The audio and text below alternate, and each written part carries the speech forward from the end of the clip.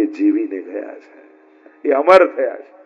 એટલે આજ સુધી પણ જો અમરત્વ એટલે કેવલ એક શરીરમાં રહેવું એ જ અમરત્વ નથી.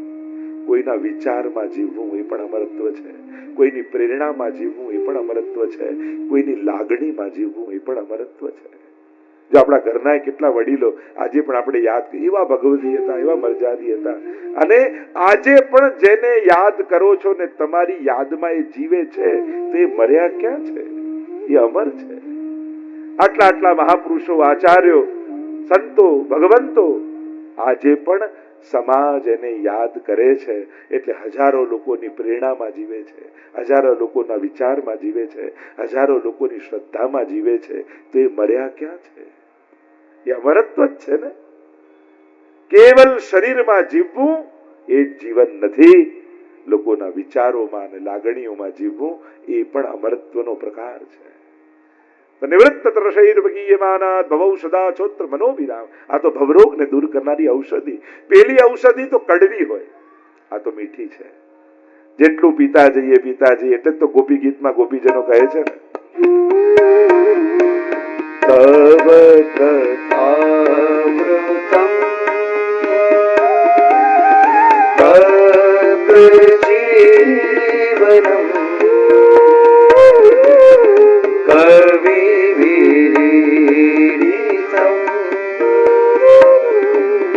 કલ્મષાપહમ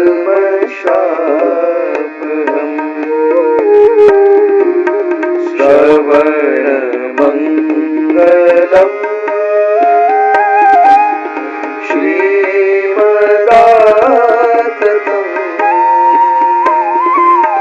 ભૂમિ ગૃણંતિ તે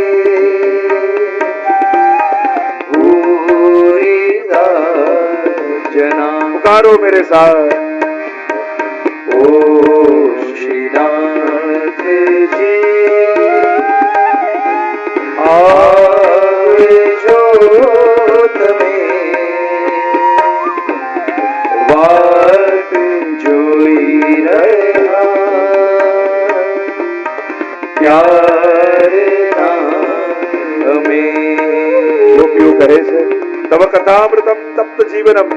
સંસારથી તપેલા જીવને શાંતિ આપનારી કથા છે. કવિ બિરડિતમ, આદિ કવિઓ દ્વારા ગવાયેલી છે. આ તો અમૃત છે. મરેલાને જીવાડનારી આ કથા છે. પ્રભુની આ દિવ્ય ગાથા અલૌકિક છે. ભાગ્યશાળી હોય ને ભગવાન કથા. અને કથાનું ઊંધું કરો તો શું થાય? થાક. જીવનના થાકને ઉતારી દે ને એ જ કથા છે. તમ સુખમ સ્થાપયતિ ઇતિ કથા.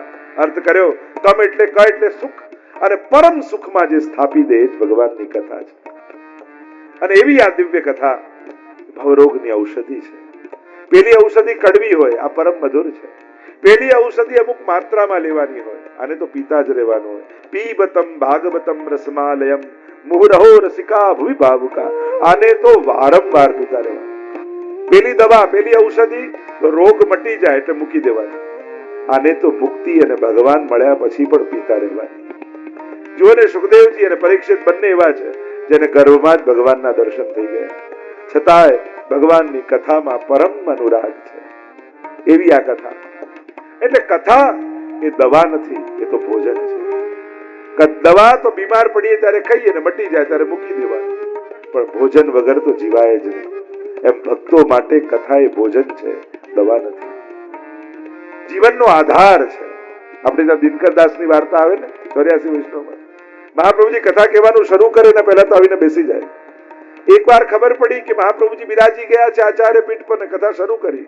ભોજનની તૈયારી કરતા હતા ને કાચો લોટ ફાંકીને ચાલ્યા.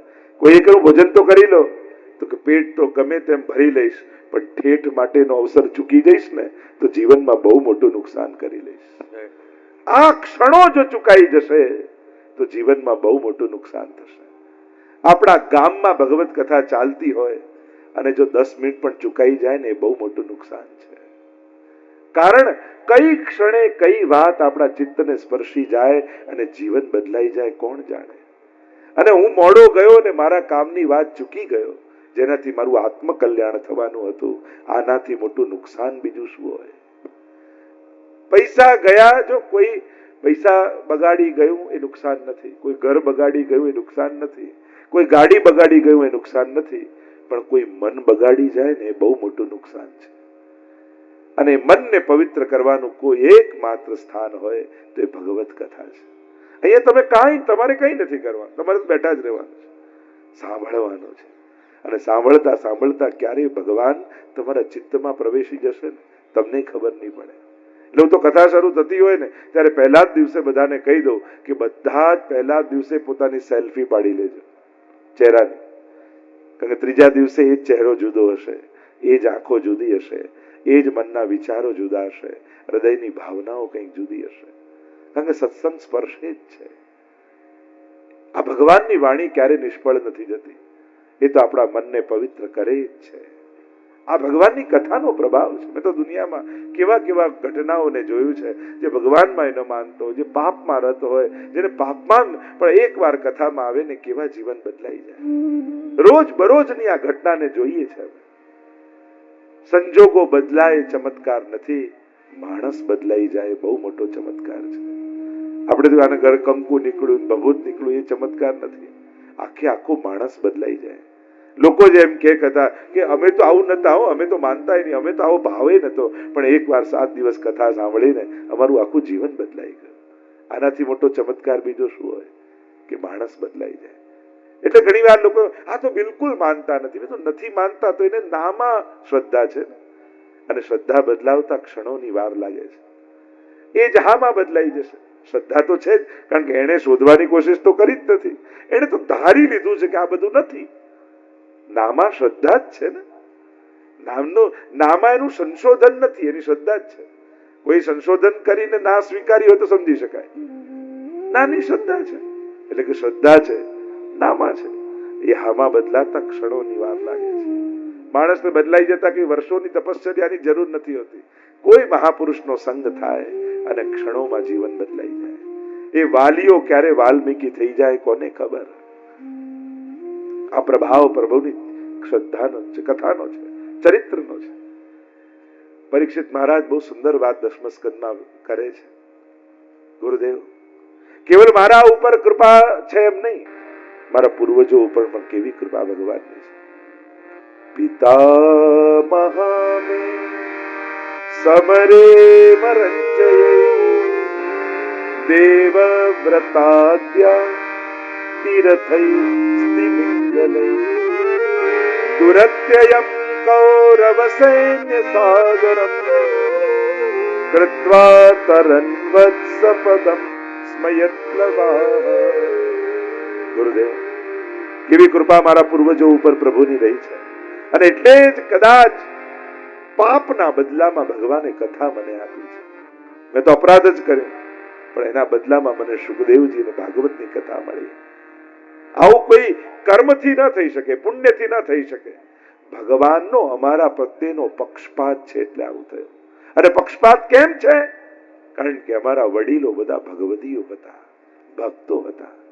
આપણા પૂર્વજોએ માળા ફેરવી હોય ને, જો કોઈ વડીલો એફડી મૂકી જાય તો એને બાળકને મળે કે નહીં, એમ વડીલો જે ભક્તિ કરી ગયા ને એનું ફળ એના વંશજોને મળે છે.